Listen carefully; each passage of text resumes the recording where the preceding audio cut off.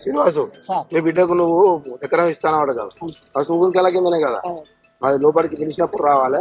ఈ ఆ 2 కాగితాలు తక్కువ ఉన్నాయి, అంటే ఒక్కొక్క కాగితం ఉన్నది, ఇంకొకటి జిరాక్స్ కావాలి, అవి తీసుకొని రావాలి. ఆధార్ కార్డు ఒక్కొక్కటే ఉన్నాయి, ఇంకొకటి జిరాక్స్ తీసుకొని రా. Okay sir. మేము పిలుస్తామంట, పిలిచినప్పుడు రారి. శంకర్, ఇప్పుడు మీ బిడ్డకు 30 గుంటల భూమి అంట కదా, 30 ఉంటుంది. మరి అది మళ్ళీ పసుపు కుంకాల కిందనే అనాలి. అన్ని ఉన్నట్టే కదా, అన్ని ఉన్నాయి. అవు బిడ్డ, ఇది ఎన్నడో చేయాలి నేను నీకు రిజిస్ట్రేషన్. అప్పుడు నీ పెళ్ళైన కొత్తల లొల్లైంది దీనికోసమే.